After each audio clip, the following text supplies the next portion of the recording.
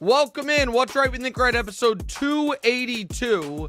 And we got to get right into it today, Damonza, because we're not going to be able to go as long as we typically do because I have had my Tuesday Cowherd hit time adjusted today. I've been doing this hit for 8 years, same time every Tuesday for 8 years, 1:05 Eastern. I get a text yesterday. There's a little scheduling conflict, Nick. Can you come on at 12:40?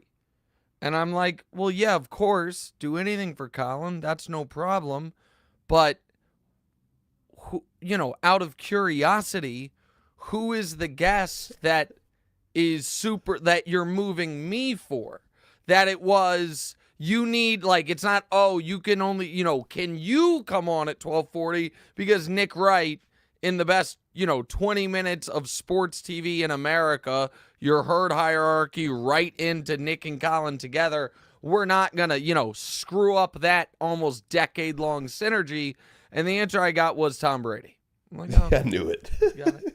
I mean, listen, to be now, I have been with the company for 8.5 years and Tommy for, I think 2. But I suppose those 7 Super Bowl rings carry quite a bit of weight.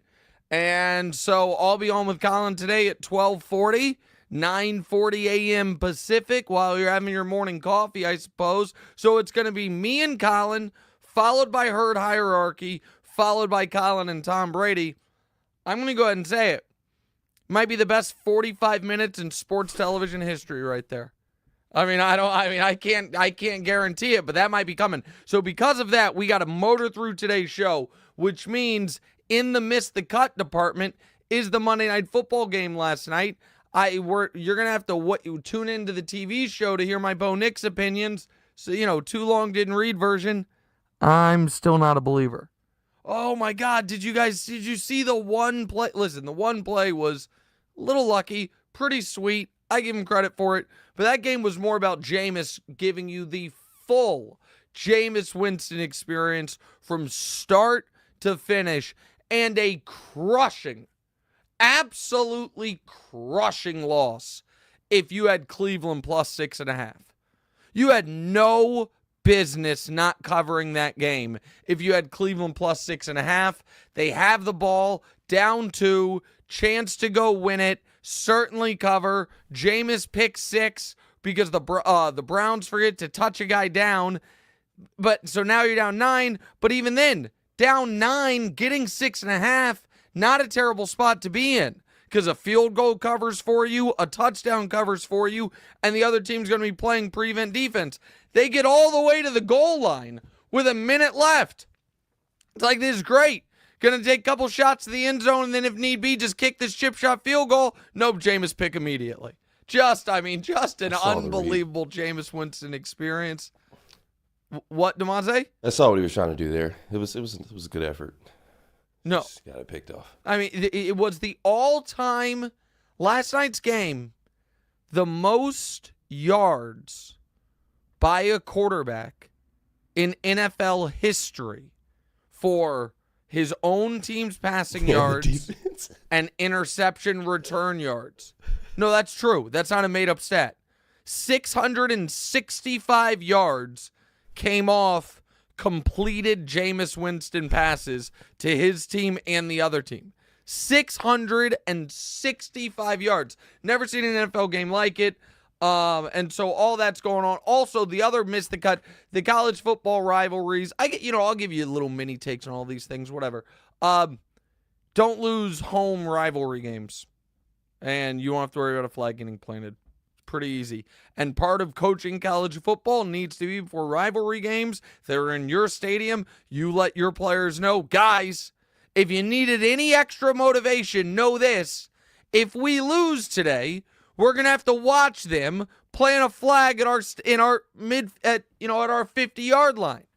So coaches need to have their teams, prepared. And also, by the way, I understand Ohio State, Michigan got a little tough. Let's also, stadium cops, try to, have our hand off the pepper spray a little bit longer if we could. Didn't love that piece of it. And last but not least, Azeez Al-Shaair. So Azeez Al-Shaair, I don't think is a bad person, but is a dirty player.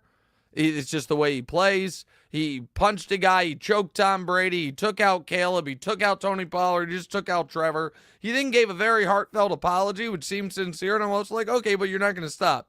Like, you know what I mean? You have a taste for blood and can't quit it. I get that. I don't get that. But yeah, he choked Tom Brady, grabbed him by the windpipe. Not playing. But I was nervous because I was like, oh, he's definitely getting suspended. And I was like, please, NFL, either suspend him for 1 game or 3 games, not 2 games. Because 3 games from now, the Texans play the Chiefs. And I don't need Azeez Al-Shaair having been sidelined for 2 weeks, you know what I mean, dying to get back on the field, only to see Mahomes' ACL sitting out there. So the NFL announced today they did suspend him for 3 games. So he's not going to be available for the Chiefs game. Thank God. All right, so there's the news. Let's get to the bigger topics of the day. Go ahead. All right, so everybody's saying that Josh Allen should be the front runner for MVP after 2 back-to-back statement wins. You say that there's a chance that that the voters might snub him this year. Why is that when this is his best case? Well, so what I think is this. I think right now Saquon's the MVP of the league. And I have been, as we will get into later, a legitimate Bills supporter in the national media when other folks believed in the Jets and Aaron Rodgers. Some believed in the Dolphins. I believed correctly that if you have a superhero quarterback, if you give them a legitimate defensive line to generate a pass rush, an offensive line to protect him, that's the way you need to build out the team. Everything else is optional. If you have those 2 things, your team's going to be excellent. That's what the Bills did, and the team is excellent. And Josh has been great. He's been great. He's cut down on the turnovers. He still makes the big plays. I think that this is the best Bills team he's ever been on, and he is a very deserving MVP candidate. The reason that right now I feel strongly it should be Saquon is if Josh wins it this year over Saquon, then we are officially saying, again, if it were to end right now, there's another 5 weeks, but based, if the world season ended today, we're officially saying running backs can't win it. And that would bum me out. Because Josh Allen's numbers are good, but not unreal. The 2 quarterbacks whose numbers are unreal are Burrow and Lamar. Burrow and Lamar has one of the highest passer ratings ever. He has 29 touchdowns, 3 picks. Burrow leads the league in passing yards, has 30 touchdowns, 5 picks. They have a 113 and 107 rating. Josh right now, this moment, is 14th in the league in passing yards, is 6th in the league in touchdowns, is 10th in the league in rating. Those are good numbers, but they're not the best numbers of his career. That would have been 2020. And they're not the best numbers any quarterbacks had this year. Saquon, on the other hand, is on pace to break the single-season rushing record. And so, if Saquon doesn't win it this year, and a quarterback that's just having a good but not historically great season does win it, then in 3 years, you know what people will say when a running back's having an unbelievable year and the MVP discussion comes up? Well, how are we going to give it to him when we didn't give it to Saquon when the team went 14-3 and he ran for 2,000 yards? So it's not about diminishing what Josh is doing. It's just that I think Saquon is having an all-time season at his position. Now, here's the other thing about the MVP debate. And this is where some of the folks, more often than not, the analytics community get a little aggravating to me. When somebody sent a tweet yesterday, essentially, it was like, if you want to, disregard the valuable, in MVP entirely, so be it. But if you actually think that a running back can add more value to a team than a star quarterback, then you're just a fool, or you don't understand football. Guys, everyone understands that quarterback's the most valuable position in football. Everybody gets it. And if because of that, you truly believe they are the only people definitionally eligible for MVP, then so be it. But then actually put that in the award. Then just put in the award, this is a quarterback-only award. I look at MVP as an amalgamation of value, excellence, team success sprinkled on top of it. Because if team success wasn't a piece of it, Joe Burrow and Lamar would be the two leading contenders. Lamar's kind of out right now because his team has 5 losses.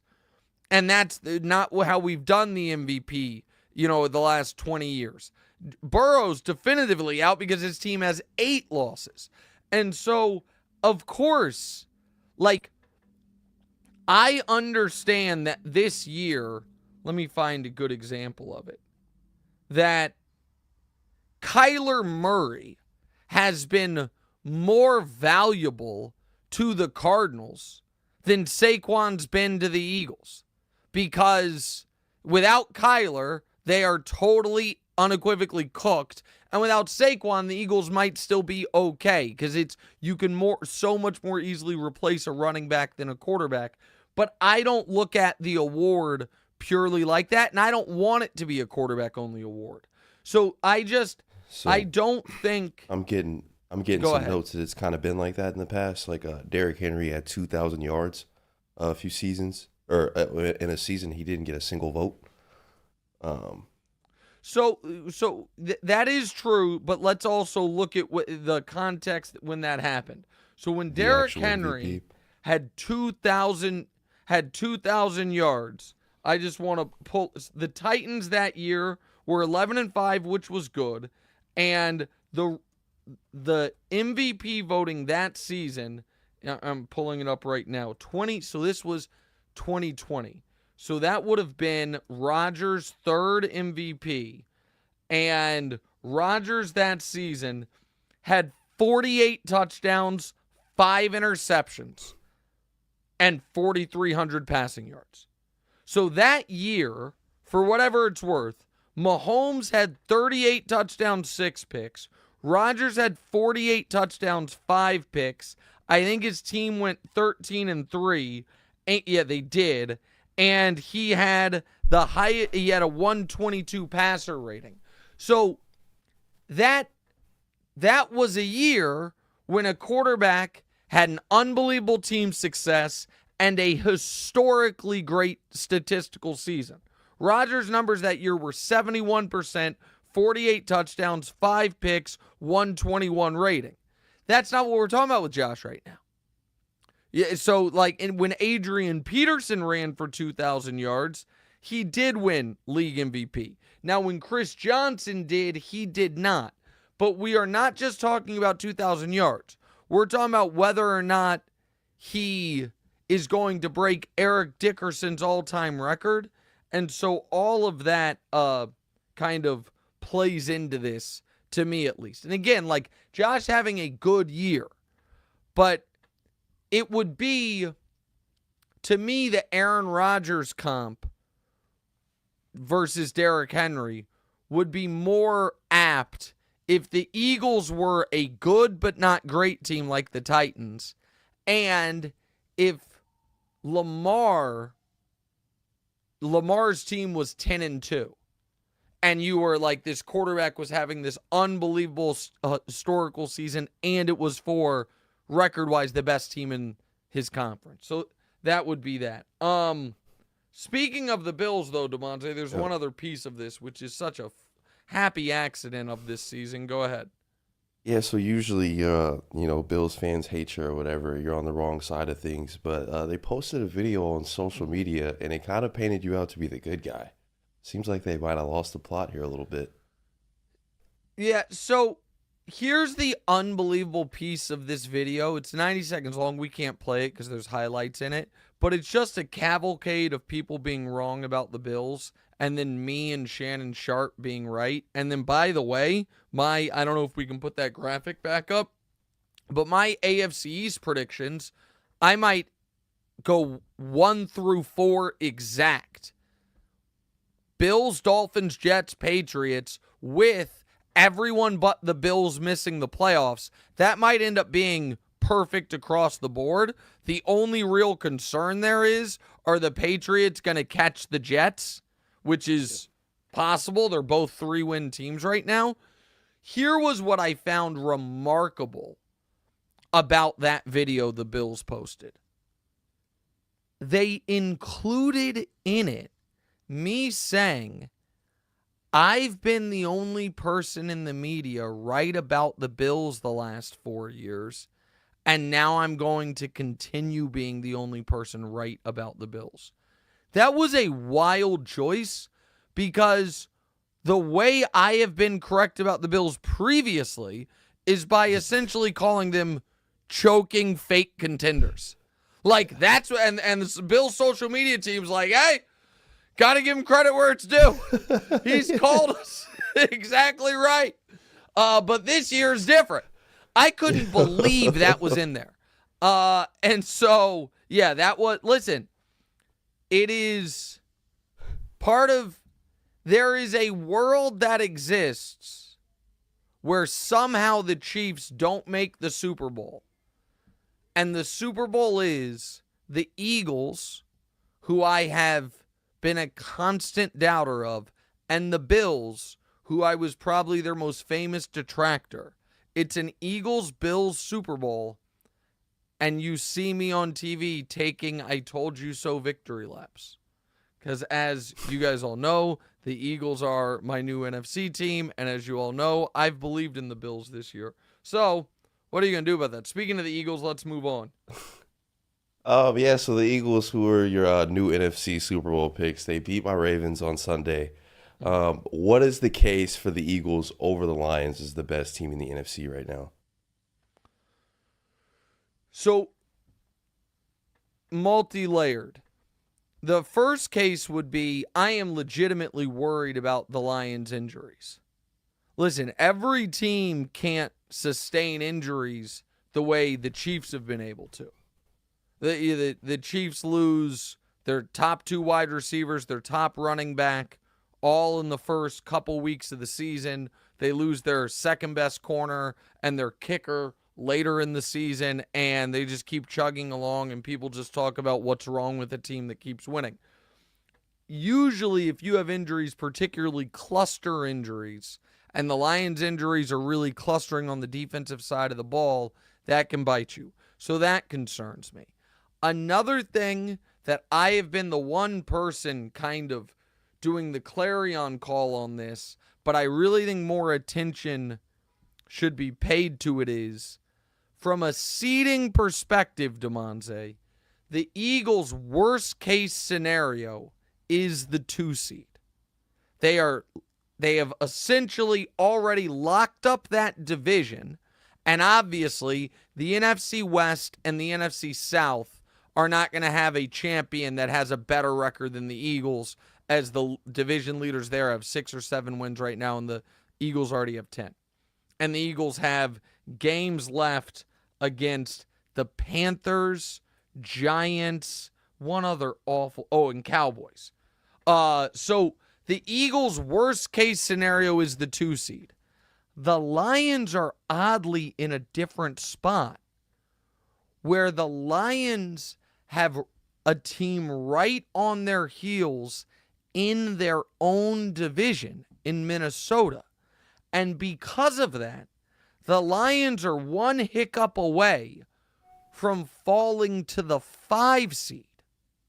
And if that happens, they are outdoors potentially for the entire playoffs. They are in cold weather for most of the playoffs, and everything about their situation changes. The Lions have Green Bay in 2 days and then home for Buffalo. Like, is there a scenario where the Lions find themselves in 12 days in second place in their own division? Yeah. And then they have the Vikings in week 18, which could be the division deciding game. So that, I think, works. The Lions are more likely to be the 1 seed, but it's also on the board. The Vikings catch them, and they all of a sudden fall to the 5 seed. And the other piece of it is, I just think the Eagles, and this is shocking to me, defense is great right now, and I don't trust the Lions' defense as much, even though the Lions' defense has been very good. I think overachieved this year. Aaron Glenn's done an excellent job. So when A.J. Brown's healthy, Jalen Hurts is playing more like he did 2 years ago, where he's not trying to really be the star, and he's taking care of the football. Saquon's been unbelievable. Sirianni's staying out of the way.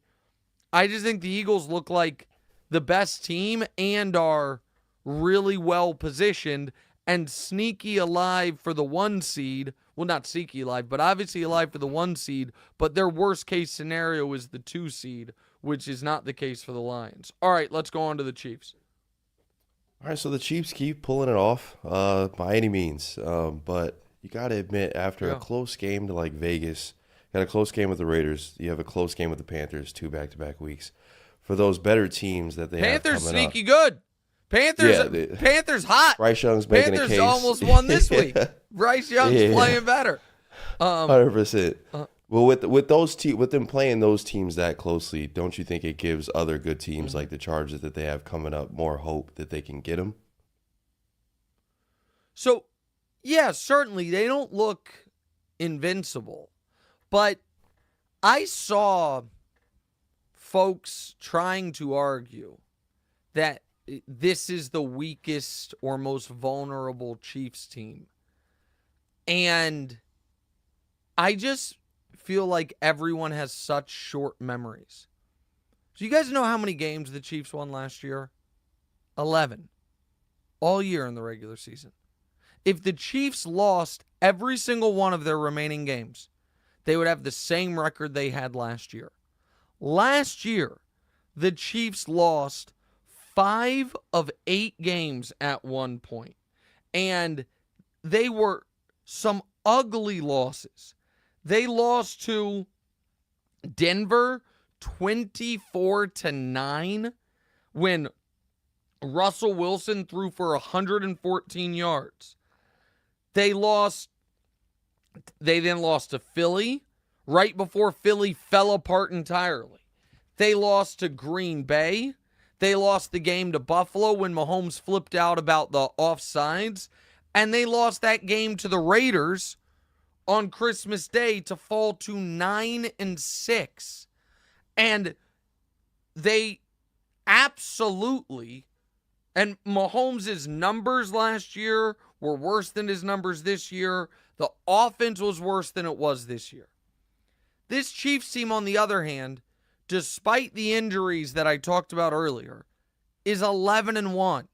Despite the fact that Mahomes already went through a legitimate slump that he is clearly out of to start the year, is 11-1.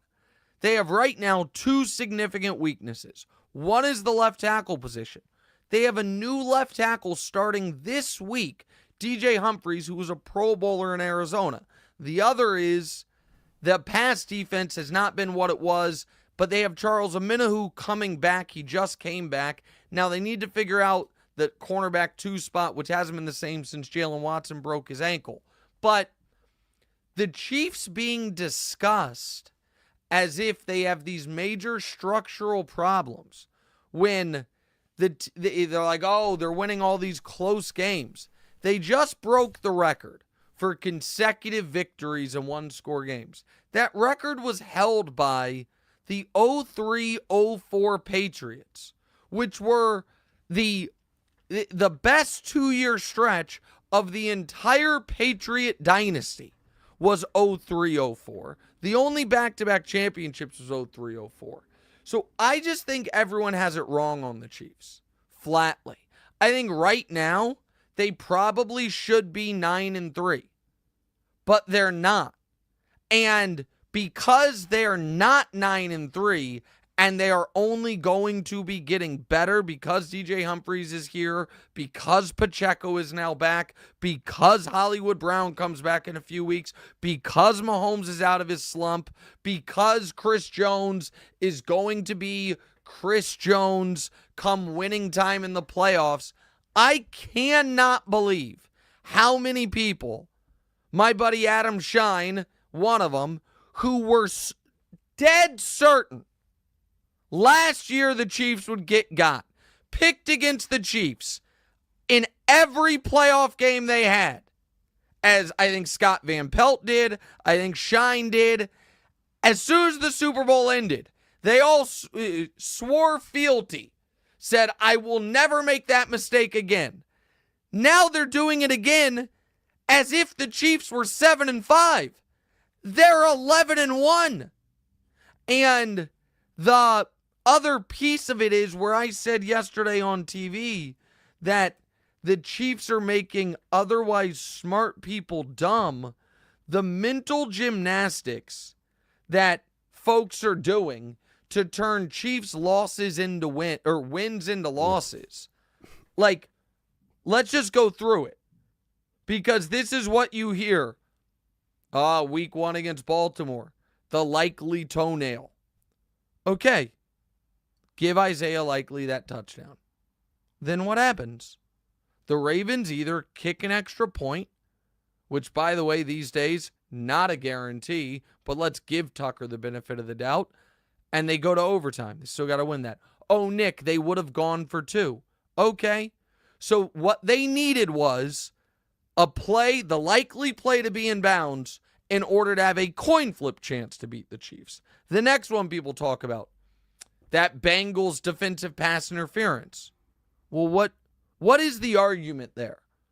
Because it's not like that was, oh my God, that ball was incomplete and there was a foul away from the ball that had nothing to do with it. So perfectly thrown football that would have put the Chiefs in field goal range. The guy got interfered with, and then they made the field goal. Okay, so take that one out. People talk about the Atlanta game, that there was a missed DPI on the Chiefs. So I went and looked that up. That happened with 5.5 minutes left in that game and the Chiefs leading. So you're saying give Atlanta that call and what? They magically just win that game? Maybe. Tampa Bay. Oh, Tampa. They should have gone for 2? Okay. If they go for 2 in that spot, what happens? Well, first of all, they have to get the 2-point conversion. And then if they do get the 2-point conversion, do you guys remember how much time was left when they scored? Because I do. There was 27 seconds left. It would have been Chiefs, multiple timeouts, 27 seconds left, with at the time still had Harrison Butker. So, okay, so Tampa could have won if they had gone for 2, gotten it, and stopped Mahomes from getting in field goal range. Okay, what's the next one? Oh, the next one is they blocked a field goal against the Broncos, but they blocked it.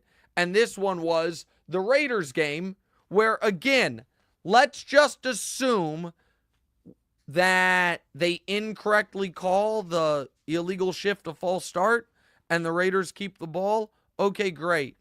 The Raiders kicker, who had already missed 3 field goals, now has to make a 55-yarder.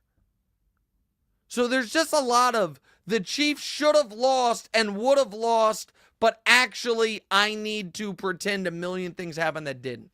And that's been so much of the Chiefs' discourse this year relies on this idea. If only things that didn't happen did happen. Like if only, or if only things that did happen didn't happen. If they hadn't won the Super Bowl last year, but they did. If they hadn't won, but they did. And I'm going to add one last thing and we can move on.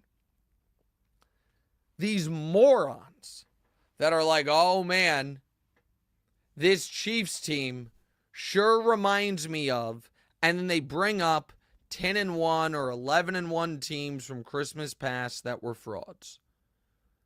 And every single one of those teams, that if you left everything about the team the same and made Patrick Mahomes the quarterback or Andy Reid the coach, those teams would have been awesome. They're like, oh, got a lot of shades of the Vikings from a couple years ago that were 13-4 and went one and done. If you replaced Kirk Cousins with Mahomes, that Vikings team would have been awesome. Reminds me a lot of the 2020 Steelers. If you replaced fossilizing Ben Roethlisberger with Mahomes, that team would have won the Super Bowl. Oh, reminds me a lot of the Eagles last year, who fell apart entirely. If you replaced, forget even Mahomes there, Nick Sirianni with Andy Reid and left everything the same, that Eagles team would have been fine. So again, yes, I agree with you. If the Chiefs didn't have Reid and Mahomes, I wouldn't be as confident. But if they didn't have Reid and Mahomes, they wouldn't be the Chiefs. So so much of this discourse is just idiotic, and it's people who made this exact mistake last year, swore they weren't going to do it again, and now they're doing it despite the fact that the Chiefs have played 5 playoff teams, beaten 4 of them. The one they lost to, Buffalo, everyone thinks is the best team in football, and even the Buffalo game, I can play this game the other way.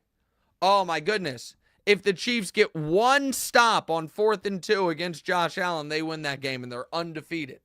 They're doing all of it even though they've dealt with the worst of the injuries. They have the best record in the league. Mahomes is playing great. So people are just dumb. Too long didn't listen for the you said yourself they 3rd consecutive year. No, well, yeah, maybe. Luck involved. I think that's what folks saying. Like they are getting lucky some of these times. I think that's what the folks are saying. Who isn't? So who isn't? Did the Lions get lucky that the Bears? Did the Lions get lucky that the Bears had such a catastrophic end of game meltdown that they fired a coach in season for the first time in 100 years? Was that lucky? I'm just curious. No, that's on the Bears.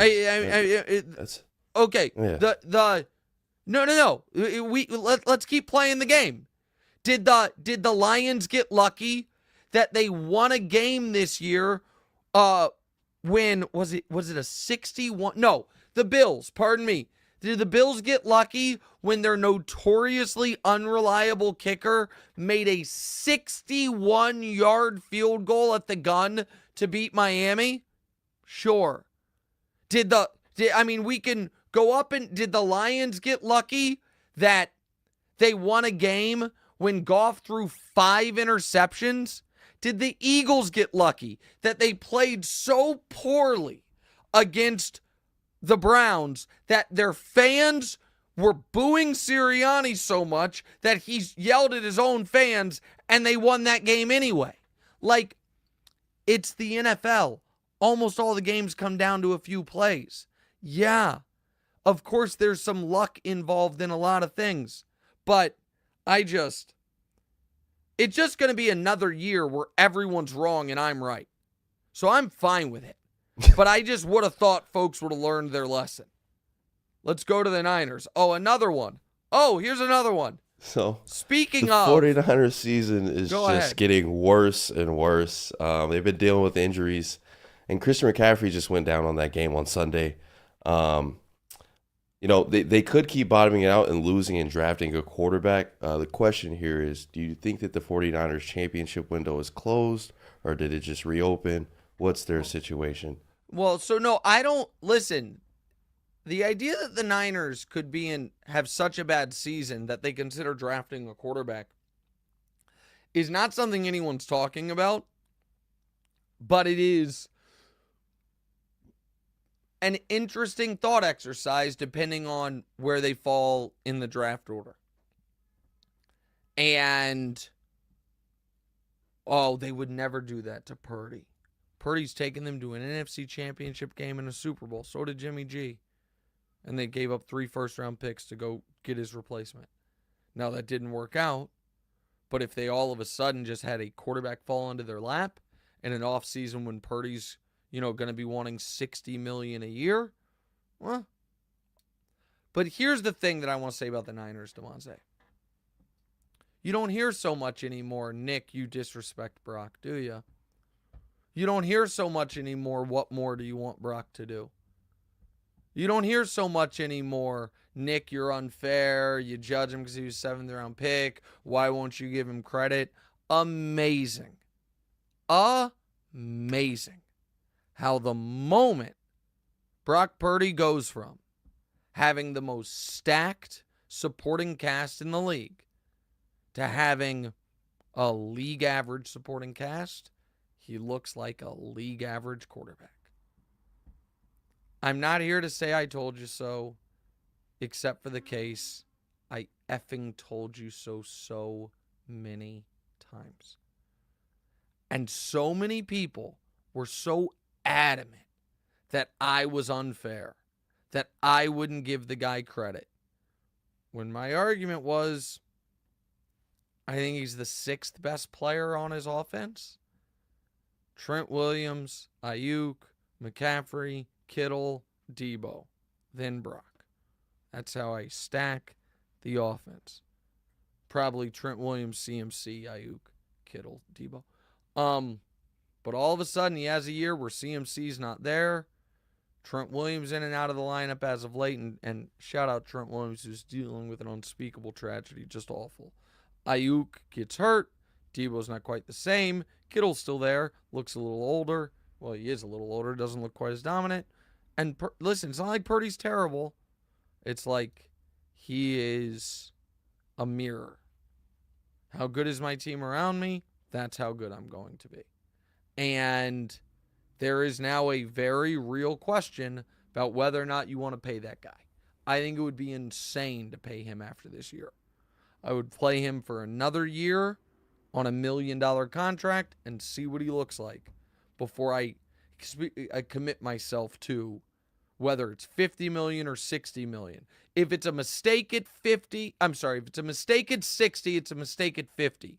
The distinction is not, is he going to want Jordan Love money or Dak Prescott money? That actually is, I don't want to say it's irrelevant, but it's not that relevant. It's not, does he get top of the market or just close to top of the market? Because if you feel good about him at 55, you feel fine at 60. The question is, do you want him to be your quarterback at, top 8 salary over the next few years? I wouldn't do it. And depending on how I think about quarterbacks in this draft class, would I consider drafting one and seeing quietly, hey, is there a team out there that loves Brock Purdy, that wants to give me multiple premium draft picks for him? Yeah, of course I'd have that conversation. But, listen, just like I was always and he's better than Jimmy Garoppolo, but just like I was always very confident that my Jimmy Garoppolo take history would say, he was right, and all the quarterback win sycophants were wrong, I feel the exact same way about my Brock Purdy take. Like, he's going to have a long career and keep playing, and people are going to be like, you guys remember when people were debating, is he a top 5 quarterback? You remember when 4 days ago, David Lombardi, who covers the Niners, used to be for The Athletic, now he's independent, I think, said that Brock Purdy has accomplished more than Josh Allen in the NFL, is a more efficient quarterback than Josh Allen. That was a conversation 4 days ago. So I don't think Niners championship window is closed because I think Lynch and Shanahan are great, and I think Shanahan's brilliant. And if Shanahan can get to multiple Super Bowls with Jimmy G and Brock Purdy, imagine if he ever has an actual awesome quarterback. But the Brock Purdy debate is winding down because the unpopular opinion seems to be the correct one. Quick break, right back. What's right?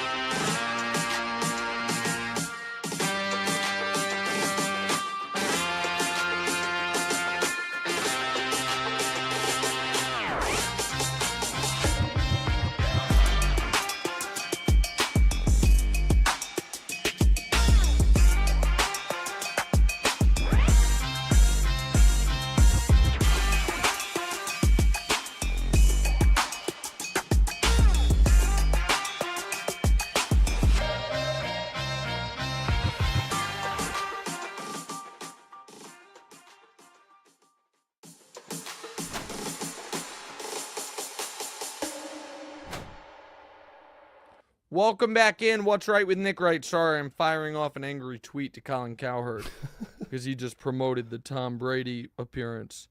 Quote tweet. So this is why I got bumped to 12:40 p.m. Eastern today. So much for loyalty at Colin Cowherd. SMH. There we go. Post and send. Done and done. All right, Damonza, before we get to our game, Nick Wright, private investigator, let's talk a little Kirk Cousins for just a moment. Go ahead. All right, man. So Kirk Cousins is out there showing his age. He threw 4 picks against the Chargers in that crazy defense. So they obviously owe him a lot of money, but they also have Michael Penix over there. The Bucs are now breathing down their neck. If you were in charge in Atlanta, how would you handle the quarterback situation? All right, so let me see if this is correct. So, oh my goodness gracious, I thought that might be a lie. So I knew it.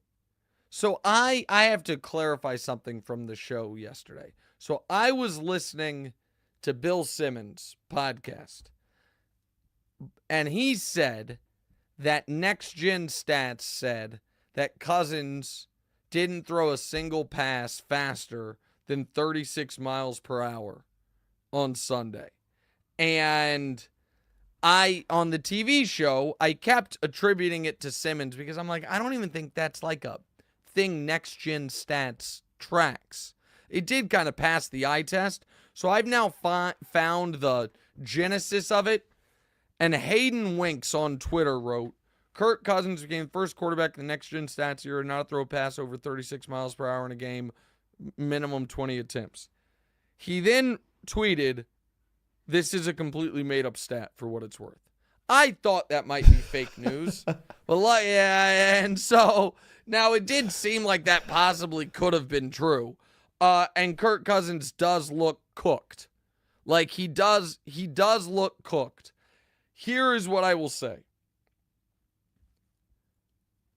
I am hesitant to give the Falcons too much credit because people are like, oh, savvy Falcons. This is why they drafted Penix. As if the exact people who drafted Penix weren't also the people who gave Kirk $100 million guaranteed. So there is a bit of an element of, oh my goodness, look at how smart you were, Nick. You didn't sell your old car when you just went out and bought a $100,000 sports car because you knew that sports car was a lemon and was going to break down and you were going to need the other one. It's like, well, kind of smart, but also maybe a bad purchase. I would not bench Kirk yet, but the leash is very, very short. And I thought, if people didn't watch that Chargers-Falcons game, the Chargers didn't exactly cover themselves in glory in that game. But Kirk played impossibly bad football. And now the Falcons, after starting 6-3, they have lost to New Orleans, horrible loss. They have lost to Denver 38-6 in a game I picked them to win. And they lost to the Chargers 17-13 in a game Herbert threw for 147 yards. Also, Justin Herbert's numbers this year are hard to believe. 13 touchdowns through 12 games. Not great. 1 interception. So 13 touchdowns, 1 pick for Justin Herbert for a team that just wants to take care of the football and play good defense, and their defense has been great aside from that Baltimore game. But to answer your question, I would give Kirk at least another week, especially he is playing the Vikings. Now, that Brian Flores defense, ooh boy, I wouldn't want to throw Penix into that Brian Flores defense. I also wouldn't necessarily want to see totally immobile Kirk Cousins hobbling around against the Flores defense. But I would give him another week, see if he can pull himself out of it, because if he can, you then have Raiders, Giants, Commanders, Panthers. You have 3 awful defenses to, over your last month, and you probably do still trust Kirk more than Penix. So I wouldn't go to Penix yet, but for next year, the Kirk Cousins thing could be ending faster than most of us anticipated. All right, let's play Nick Wright Private Eye. All right, after many sleepless nights down at the stations, me and my boys, we couldn't figure out and crack these cases. So we decided to call out a private investigator, Mr. Nick Wright. Welcome back. Thank you. You went all in on that. two Is one of my generational. favorites. Yeah, you went all in on two generational number one picks, or at least that's how they were billed. An investigation is needed. Detective Wright, is Caleb just Lawrence in disguise? Okay, well, listen. First of all, I don't like Trevor Lawrence being used as the kind of the control group for underwhelming number one picks, but to be fair, that's what he has been up to this point. I really like how Caleb has played the last few weeks. I thought he was good on Thanksgiving. Now, obviously, he was an accomplice in the butchering of the very end of the game, but he's a rookie quarterback, and that's what coaches are for. He won't make that mistake again. But I thought Caleb, after an awful first half, rallying the way he did, threw for 250, 3 touchdowns, 98 rating. Like, Caleb has had 6, really good games this year.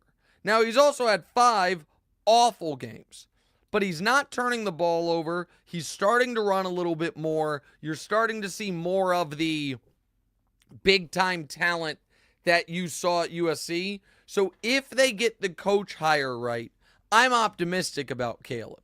So no, I am far more worried about Trevor than I am about Caleb. Next. Justin Tucker went from being arguably the GOAT of kickers to completely broken. My guy. He's missed 10 total kicks this year and has cost the Ravens games. Detective Wright, what caused Tucker's fall off? Listen, he stopped being money from 50 plus a year and a half ago. So that happened last season. Now, I know people want me to say that Travis Kelce broke him when he tossed his helmet and kicking tee when he was warming up, the Chiefs side of the field. And I think that played a small part. A lot of people are saying it's age. The thing is this, Damonza. Kickers typically age quite well. I see Kelce. I see if people are watching on YouTube, there's a whole little detective board.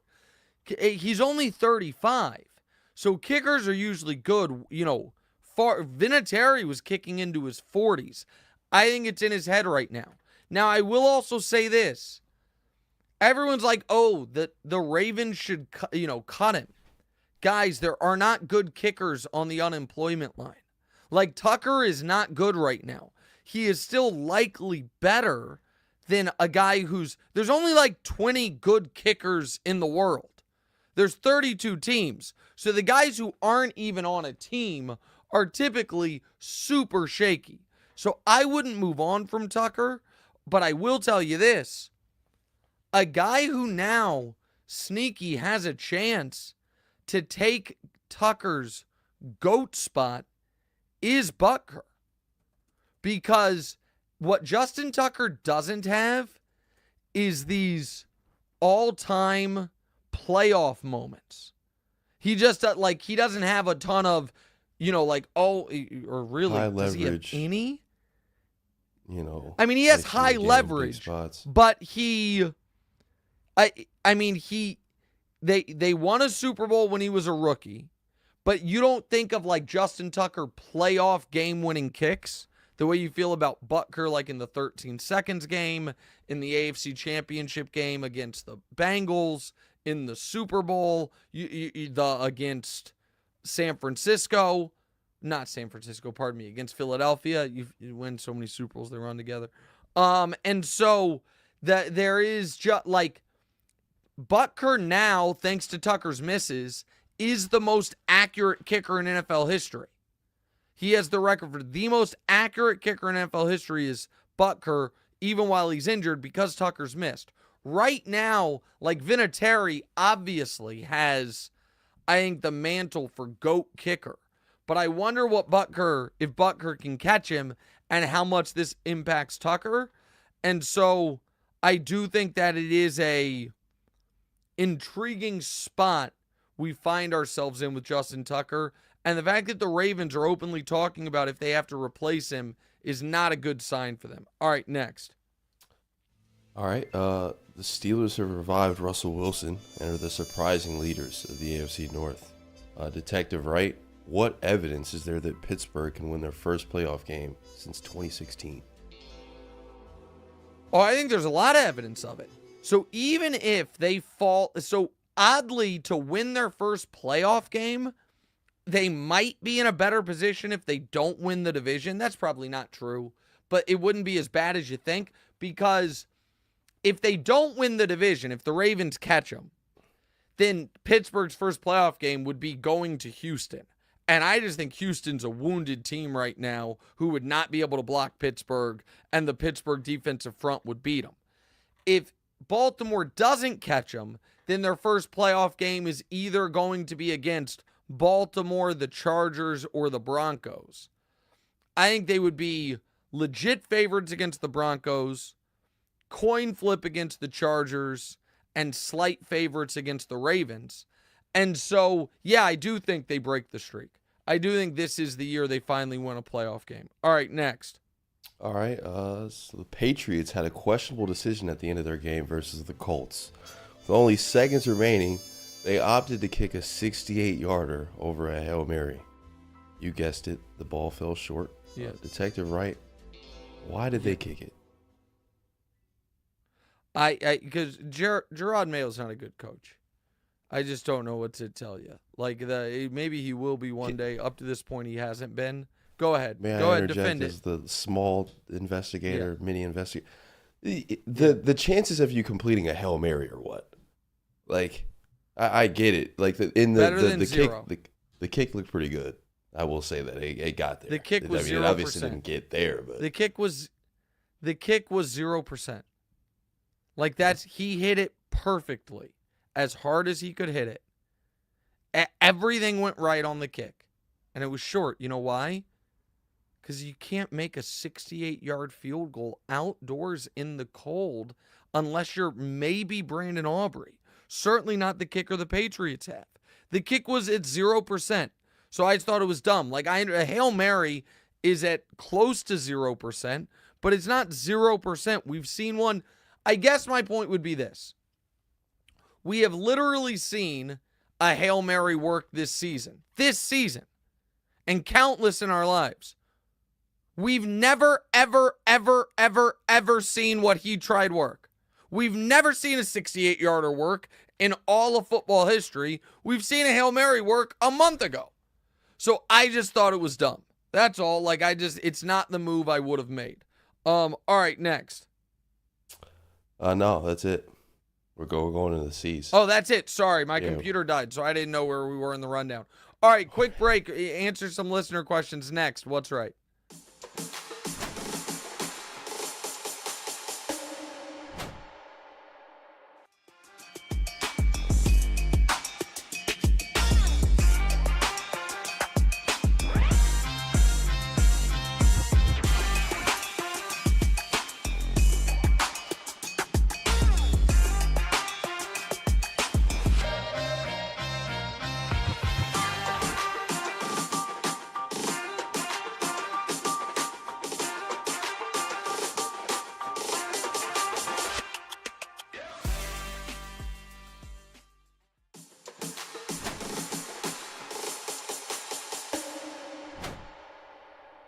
All right, welcome back in. What's right with Nick Wright? All right, Damonza, let's get through these listener questions quick. Tyler Fisher, Nick, I know it's not basketball discussion season, but can you talk for a minute about how LeBron's 10-point streak is likely coming to an end very soon? In 3 games this year, he's gone to quarter 4 under 10 points. Yeah, listen, I would be surprised if it survives the season. And LeBron wanting to play all 82 games makes it less likely it survives the season. listen, it's lasted for years longer than any other player in league history. This is one of the many records that when Michael Jordan held it, people cared about it. And once Michael Jordan didn't hold it, everyone acts like it doesn't matter. It's a fake record. But the fact that LeBron's gone, what is it now, 15 years, 16 years, and not had scored in single digits once, not got thrown out, not got injured, not had just one horrific night is a remarkable achievement. But yeah, it probably ends this year. I'm okay with it. I've made my peace with that, to be honest with you. I used to sweat it. I love that. I love that he's not doing load management. It's like a final gift to the NBA. Is like showing. And then on his way out, it's like, guys, yeah, you guys need to be playing. I get it. Yes, I like if I thought the Lakers were actually a championship contender, then I would want him to make sure he's at peak performance for the playoffs. They're not, though. So it's like one last gift to the NBA. All right, next. Isaac Mirbratu. Hey, Nick. Last year. Yeah. Mirbratu, sorry. No, just. Last year, McCaffrey had an incredible stats on a great team. They gave the award to Lamar without eye-popping stats. Can we argue that they did the same thing that they're going to do to Barkley this year? Well, listen, here's the distinction. CMC had great stats. He also, though, kind of split his portion of the vote with his quarterback, with Purdy, because Purdy had great stats, too. CMC didn't have, like, the record-breaking numbers it looks like Saquon's going to have, and Jalen's not an MVP candidate. So I don't think it's going to be – it might be the same thing, but it's not the exact same circumstance. All right, next. Ronnie, who do you think is the best coach to coach the Prince next? Man, everyone wants Ben Johnson. I don't know who's going to get him. I would truly in Jacksonville I would love Mike Vrabel. Like, I don't think he has to be an offensive coach. I would love just a no-nonsense guy. It's going to clean up a lot of the issues with the franchise. I think Vrabel would do that and could have a long runway there. All right, next. Isaiah, give how many extra games the Chiefs and the Niners play in the playoffs the past years. Why are only the Niners getting significant injuries that make them worse? Well, the Chiefs can just sustain them better. The Chiefs lost their number 1, number 2 receiver for the year. Their Hollywood's going to come back, but they haven't had him all year. They lost Rashee Rice in week 3. They lost Isaiah Pacheco shortly thereafter.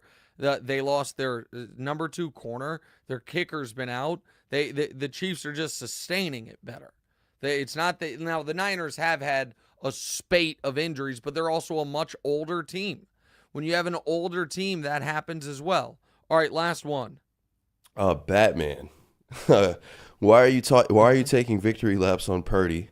You were consistently wrong about how far the Niners would go last year. No one said that he can crush with replacement level guys. They're not replacement level guys. And by the way, people absolutely did say that. If you say he's one of the best quarterbacks in the league, then you need to hold him to the standard that we hold the best quarterbacks in the league. That's first of all. Second of all, he doesn't have replacement level guys. He has league average guys. If you go from 6 All-Pros on your offense, 5 All-Pros on your offense, to just a good offensive line with the best left tackle in football there most of the year, a top 3 tight end, Deebo Samuel, Jawan Jennings, Jordan Mason at running back, Kyle Shanahan calling your plays. Now all of a sudden you are just in a median circumstance. You're not in an he's not out there playing for the Patriots. The Patriots have replacement level guys out there right now, right? The Panthers have replacement level guys out there right now. Try to find another team that's just bereft of offensive talent. Who'd you say? I didn't know who Daniel said, but the Titans. Titans probably have above replacement level, but not great. Like, there are teams out there with replacement level. The Niners ain't one of them. They have league average. But if you're born in a 30-bedroom mansion and all of a sudden you live in a 6-bedroom, 4,000 square foot house, you might feel like, oh, I'm poor. Like, no, you just don't have the best situation in the world. So Nice. why am I taking a Brock Purdy victory lap? Because it's well damn deserved. See you guys on Colin's show in like a half hour. I gotta hurry. See you guys later. What's right? Hey, thanks for watching. If you're still here, do me a favor. Hit the subscribe button, then hit the bell so you can be notified when we have new episodes.